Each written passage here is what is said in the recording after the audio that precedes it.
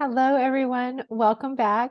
I am Christine Dixon of The Ordinary Sacred, and this video is about how to use internal family systems in our relationships with other people, because it makes such a big difference when we're able to speak for our parts rather than as our parts. And in any given relationship, our primary relationship is actually a vertical one between our capital S self and the parts inside of us. So this inner relationship is first and foremost before we can have a relationship, a healthy relationship, a self-led relationship horizontally with the parts outside of us and other people. So you'll see that in the examples I'm going to give. And the examples actually come from the Self-Therapy Workbook by Bonnie J. Weiss. And you'll see on the slide what page it's on. But it's just, I want to go through these examples because I know for me, examples are the best way to try to imagine what it might look like. All right. So speaking for our parts as opposed to speaking as our parts, from our parts. And this is from page 63 in that self-therapy workbook I just showed you. And we're actually going to apply this to many different possible parts that might come up in one specific situation. So let's just imagine, because many of us maybe have experienced something like this, that you have a lunch date set with a friend and the friend doesn't show up to the lunch date. You can have one or more or all of these parts show up in response to that. So let's imagine that the first part that comes up is a worried part, which would make sense, right? And if you were blended with that part, is the language we use in IFS, you might say to the other person, "What the heck happened to you? I was worried sick that you were in a car accident," right? So you can see that my body language and my urgency it's embodied, right? I am that worried part. But the alternative in internal family systems, which requires us actually to first turn inside as ourself to give attention to the worried part of us and to listen to it. So the worried part would actually be telling us, ourself, "Man, I wonder what happened to them. I'm so worried. I wonder if they're in a car accident," right? And this part might have past trauma of losing someone in a car accident or being in a car accident themselves. And so they are hypervigilant around that. And we can really listen to that part of us and say, "Oh my gosh, I see you. I see that you're so worried. I'm here with you." And once that part has been listened to by the self, is the one listening to it, then the self can turn out to the other person and say, "Oh, when you didn't show up, a part of me was really worried that something happened to you." So it's like this mediator that's speaking for the other part. It's a recognition that it's not all of you, but it's also recognizing that there was a part of you that felt really worried. And that comes across so differently to the other person when we speak for the part. Okay, so let's go to the next example. Let's say you had a part that felt very disappointed. If you embodied that part, blended with that part, you might say to the other person, "Where were you? I was really looking forward to being with you. I thought you were coming. Don't I mean anything to you?" Right? So this sounds to the other person like a guilt trip, right? Like you're responsible for my unhappiness, for my disappointment. And again, not to suppress the disappointed part. That's not the answer. It's kind of like we think of these extremes. I'm going to become the part or I'm going to suppress the part. But there's a third way. And that's what I'm talking about here. It's where you yourself turn toward the disappointed part and you listen to it. And it says, "Man, I was really looking forward to that lunch with them. I really thought they were coming. I wonder if I even mean anything to them." Right? And I'm seeing a couple parts here actually talking. And so that you're listening to it, you're validating, yes, you were really looking forward to this. This is really disappointing.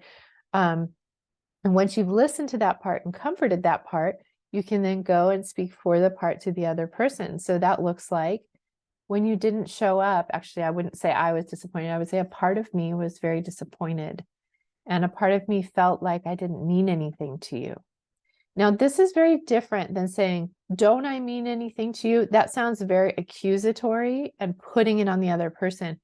And this second one, the part of me felt like I didn't mean anything to you, is owning that. This is the belief of this part of me. It's the burden, or it's the story this part of me is telling. And it's vulnerable. You know, you might only offer this to someone if they feel safe to you and they can handle you being authentic and honest and vulnerable about what was happening inside of you.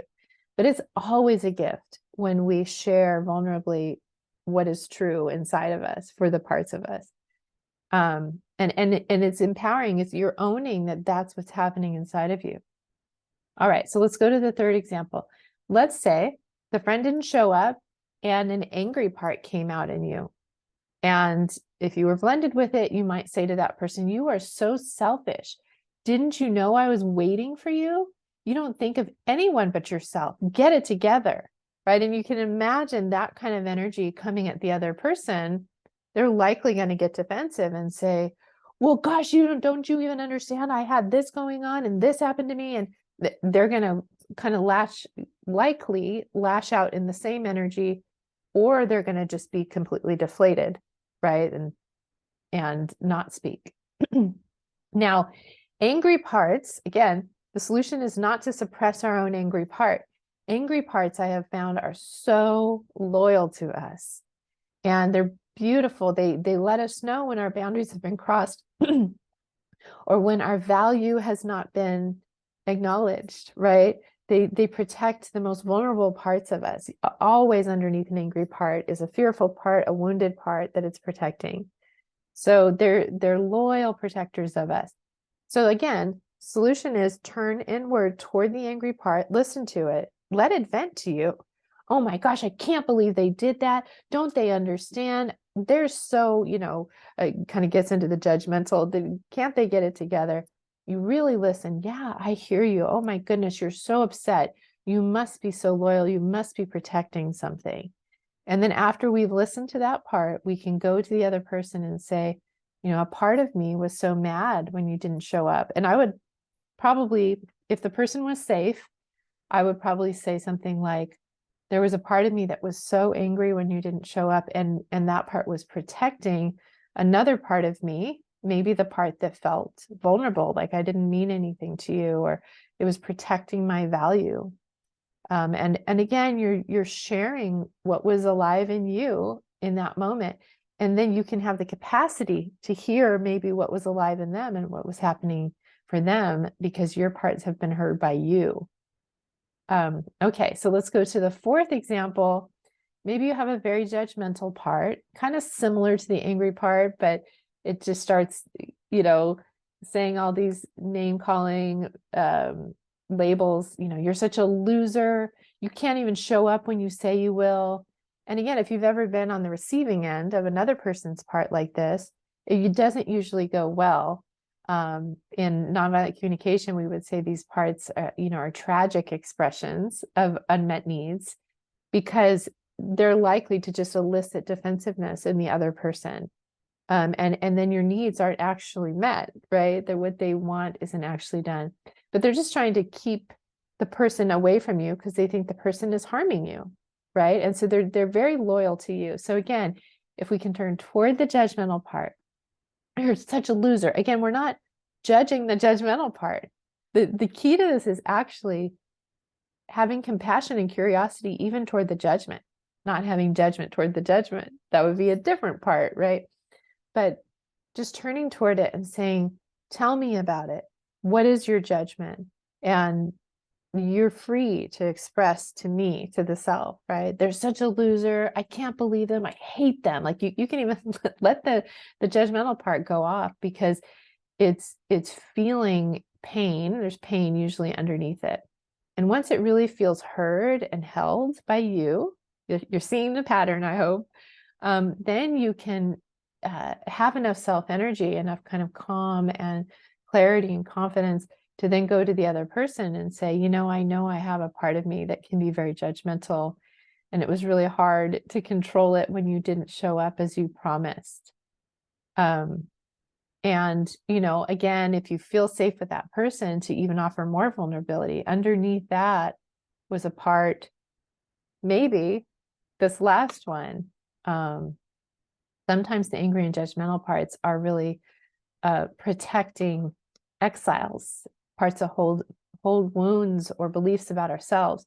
So this last part, this self-degrading part. Now, I would say the part that it describes here is not the self-degrading part. It's the well, because usually in a shame spiral, there's the shamer and the shamed, right? The shamed one is the exile. And sometimes we can have a part in us that says, see, you're not worth it, right? So if you hear that kind of language, it's a shamer inside of you. But if you hear the kind of language like, I'm so worthless, I'm not worth it, that's an exile that holds that belief about themselves. So again, here, this part is saying, I'm so worthless. Of course, she didn't value me enough to show up. And probably, if you're blended with that part, you won't even say anything to the friend. Sometimes you might kind of say, woe is me. I know I'm worthless. Oh my goodness, I'm, that what can be perceived by others as kind of a victim mentality. And other people generally don't respond well to that either. So again, blending with the part is likely not to get the need met. But again, this part is so worthy of love and so worthy of being seen. And it's not all of you. It's just a part of you, right? There might be other parts that are like, of course you're worthwhile, right? That's why that angry part comes up. Of course you have worth. Point the finger at her, not at yourself, right?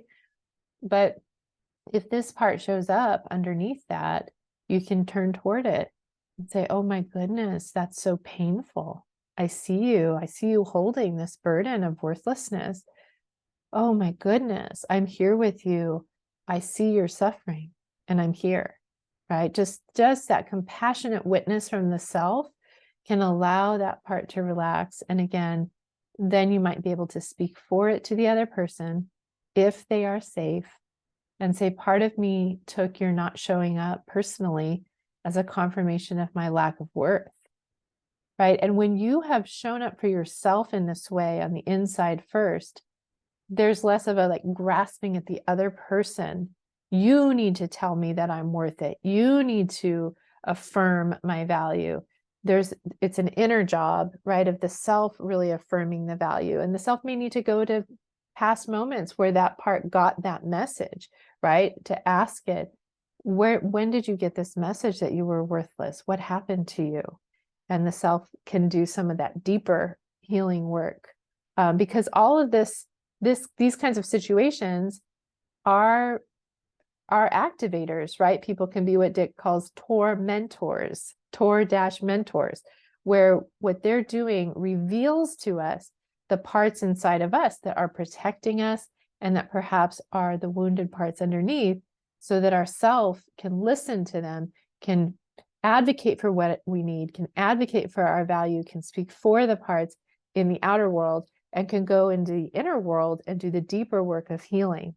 So it's actually very, very valuable when this happens. And again, I keep saying this, but if the person is safe, meaning that you have given them vulnerability and they've responded with empathy, with compassion, you can continue to give that to them.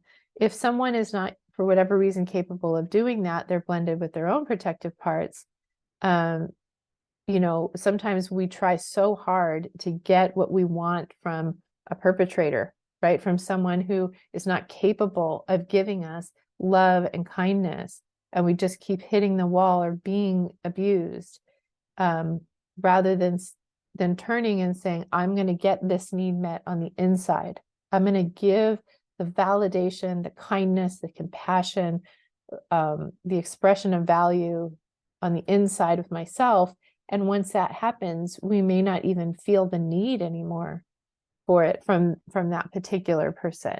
And we only give our vulnerability to people that we want to have closeness with, because we're able to be as close with a person as we are open and honest and authentic and vulnerable with them. And some people unfortunately cannot handle that with us, and we have to grieve that.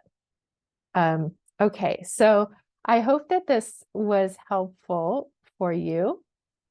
If you have any questions about this, about what it looks like to first turn inward, have that vertical relationship, and then turn outward, speak for the parts from self to other people, go ahead and put them in the comments below, and I'd love to hear from you.